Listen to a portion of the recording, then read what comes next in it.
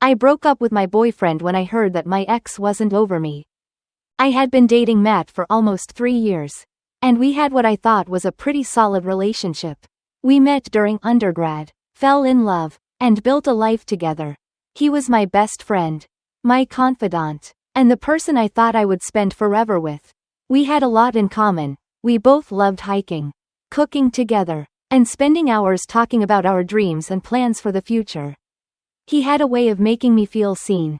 Really seen. Like he understood parts of me that no one else did. I didn't think I'd ever find that kind of connection with someone else. But then life got in the way. After we graduated, Matt was offered an amazing job opportunity in another state, halfway across the country. At the time, I was still finishing my post-grad program, so there was no way I could pack up and move with him. We tried to make long-distance work, we really did. For a while, it was okay. We'd visit each other whenever we could, FaceTime almost every night, and keep that spark alive as best we could. But anyone who's been in a long-distance relationship knows it's hard. No matter how much you love someone, there's a certain kind of closeness you lose when you're not physically together. Slowly but surely, the distance started to wear on us. Our calls became less frequent, and we both got busy with our separate lives. We still cared about each other deeply, but we realized that we weren't happy anymore. It wasn't the same, and after a long, tear-filled conversation, we decided to end things. It wasn't one of those messy breakups where you block the other person on everything and never want to see them again. We parted on good terms, both agreeing that the distance was too much and that maybe, one day, our paths would cross again. After the breakup, I was heartbroken. I loved Matt, and a part of me always thought that we'd find our way back to each other. But as time passed, I convinced myself to move on. I couldn't wait around forever, hoping that things would magically fall into place. I had to focus on my own life, finishing school, starting my career, and trying to find happiness without him. That's when Joey came into the picture. Joey was a great guy, and we met through mutual friends about 5 months after Matt and I had broken up. He was kind, funny, and genuinely interested in getting to know me. He was the kind of guy who would surprise me with coffee when I had a long day of studying, or plan little weekend trips for us just to escape the stress of life for a bit. It wasn't the same fiery connection I had with Matt, but I told myself that maybe that was a good thing. Maybe I needed something calmer, more stable, to heal and move forward. Joey and I started dating, and for the first few months, things were great. We'd go out to dinner, binge watch shows together, and just enjoy each other's company. He was easy to be with, and I appreciated that. But as we got deeper into the relationship, I started to notice that something was missing. It wasn't Joey's fault, he was doing everything right, but I couldn't shake the feeling that my heart wasn't fully in it. I chalked it up to still healing from Matt and figured it would just take time. After all, moving on from someone you loved so deeply doesn't happen overnight. But then came the Instagram moment that changed everything. One lazy Sunday afternoon, I was scrolling through Instagram, not really paying attention to what I was looking at, when I saw a picture that stopped me in my tracks. It was a wedding photo. Matt was in a tuxedo, standing next to a bride, and my heart dropped into my stomach. For a split second, I thought Matt had gotten married. I was hit with a rush of emotions, panic, sadness, regret, all at once. My mind raced. How could he have moved on so quickly? Had I been holding on to the past for nothing? I kept scrolling through the photos, and that's when I realized it wasn't Matt's wedding. It was his brother's, but the damage had been done. Seeing Matt in those pictures brought back all the feelings I thought I had buried. Suddenly, I was back in that place where he was all I could think about. As I looked through more of the wedding photos, I noticed that Matt was standing next to a woman in a few of them. She wasn't the bride, but it was clear that they were together. My heart sank even further. Without thinking, I reached out to Matt's sister, Emily. We had always been close, even after Matt and I broke up, and we still talked from time to time. I used the wedding as an excuse to message her. "Hey, I saw your brother got married. Congrats to him. How are you?" I kept it light and casual, not wanting to seem like I was fishing for information, even though that's exactly what I was doing. She responded almost immediately, saying that it wasn't Matt who got married. It was his brother. We caught up for a bit, chatting about life. And then, almost on a whim, I mentioned that I was glad I didn't go because it might have been awkward with Matt and his new girlfriend. That's when Emily dropped the bombshell. "Oh, I don't think it would have been awkward at all," she said. "Matt's not over you." I was floored. Matt wasn't over me? After all this time? Emily explained that Matt had recently confided in her that he still had feelings for me and that breaking up had been one of the hardest things he'd ever done.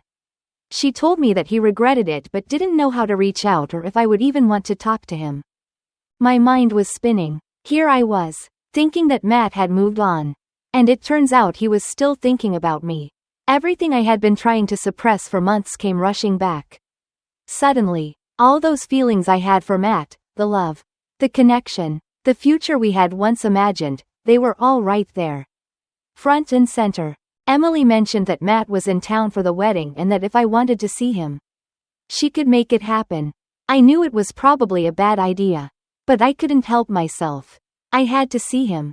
I had to know if the feelings I was having were real, or if it was just nostalgia playing tricks on me. So, I did something I probably shouldn't have done. I texted Matt. I wasn't trying to be shady, so I told Joey about it. I explained that my ex was in town for his brother's wedding and that we were going to catch up over coffee. Joey didn't seem too concerned, which made me feel a little less guilty about the whole thing. At that point, I genuinely believed it was just going to be a friendly conversation. I had no intentions of rekindling anything with Matt, at least. That's what I told myself. But as soon as I saw Matt, all those old feelings came rushing back. It was like no time had passed at all. We sat down for coffee and started talking. And it was as if the last 2 years hadn't happened. We talked about our lives, what we had been up to, and how much we had missed each other. It didn't take long for both of us to realize that we still had feelings for each other, strong feelings.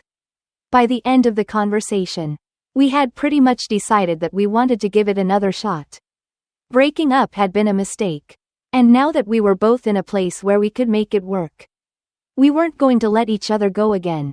That night, I went to Joey's apartment. And as soon as I walked in, I knew I had to end things.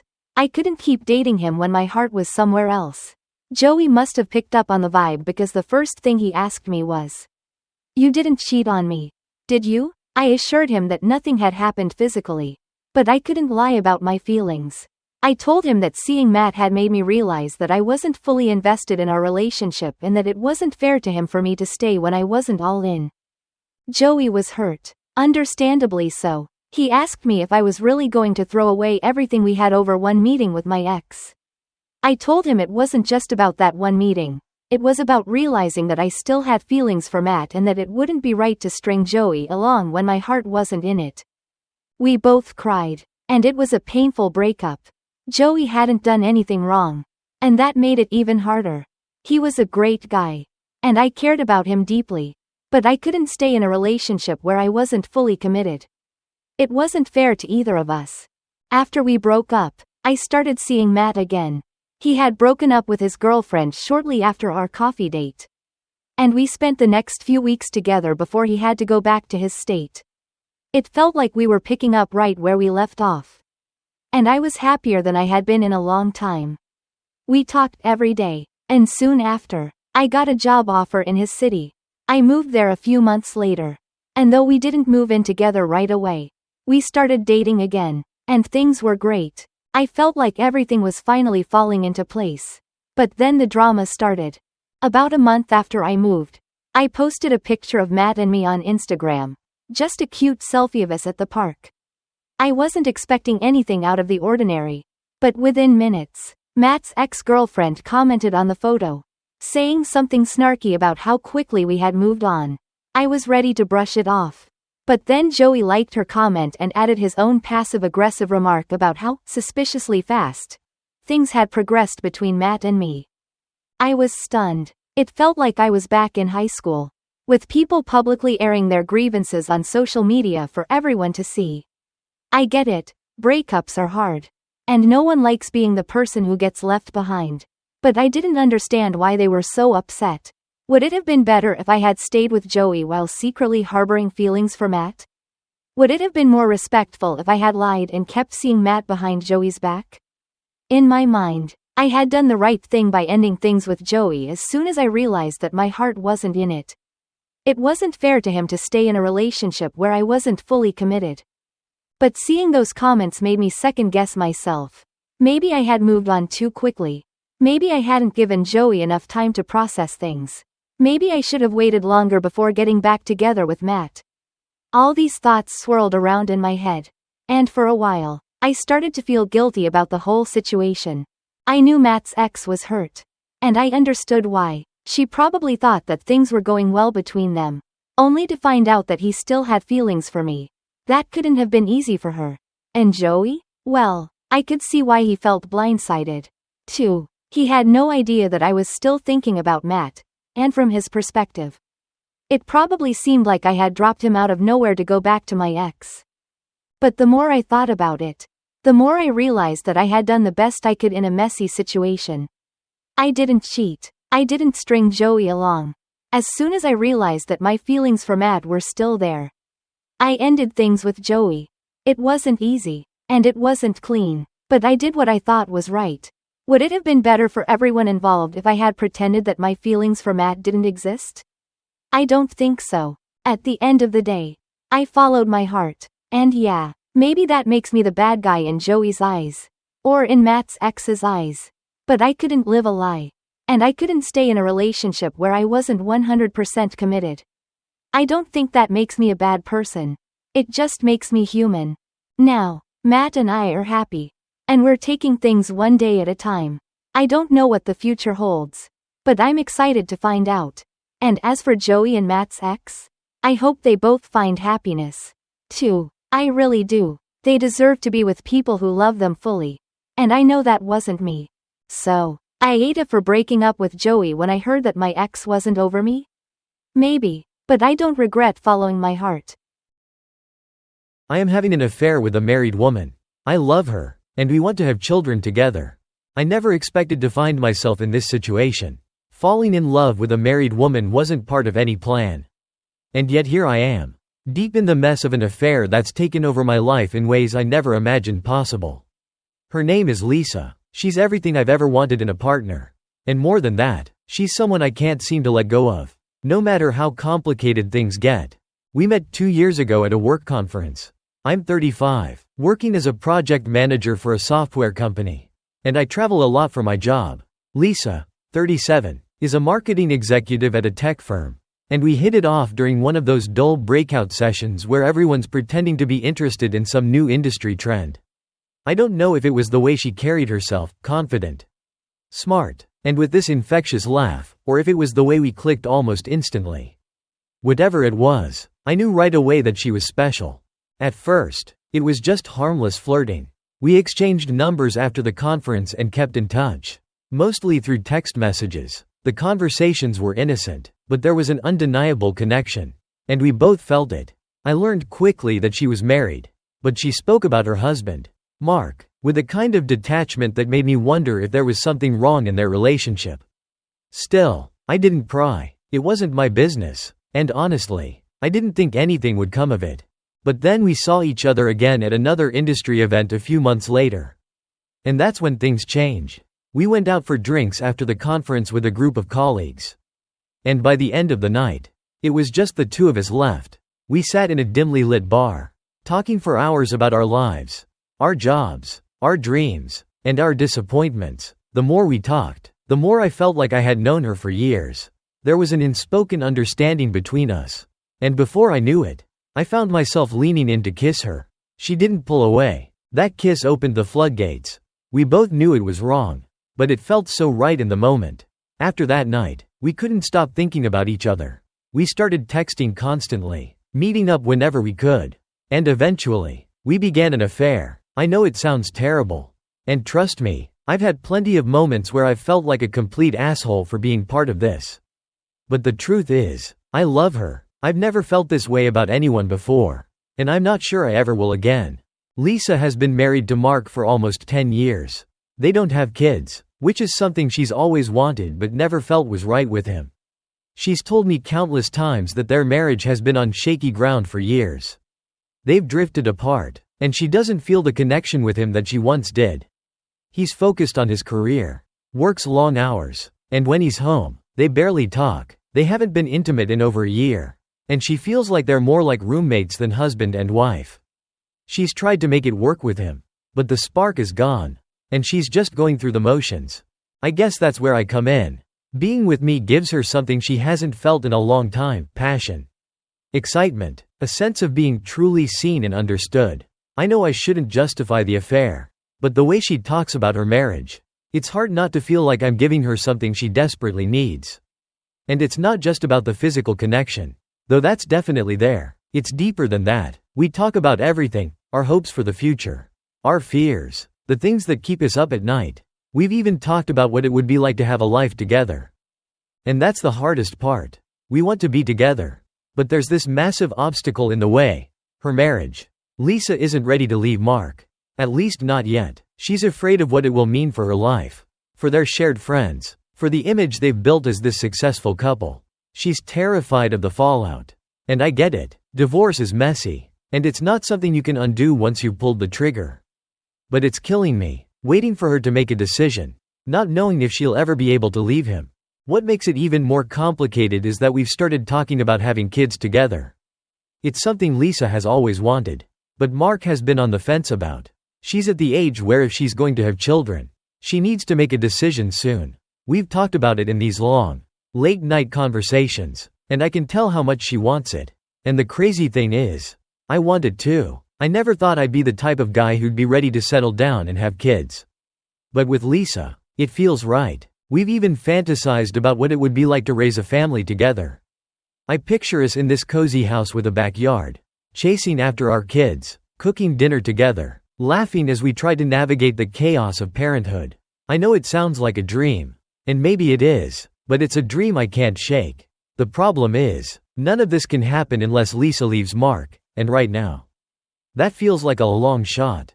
We've had countless conversations about the future, about what we want and what we're willing to risk to get it. Lisa is torn. She loves me, but she's scared. She's built a life with Mark, and walking away from that isn't easy. I try to be patient, but the waiting is eating me alive. I've thought about ending things more times than I can count, but every time I try, I can't go through with it. The thought of losing her is unbearable. It's not just about us anymore. The idea of having children with Lisa has made things even more complicated. She's told me that if she leaves Mark, she wants to start trying for a baby right away. She's worried about her biological clock, and I don't blame her. We've even talked about going to a fertility clinic to see what our options are. But every time we get close to making a decision, something holds her back. It's like we're stuck in this endless loop of wanting more but being too afraid to take the leap. I know what people would say if they knew about us.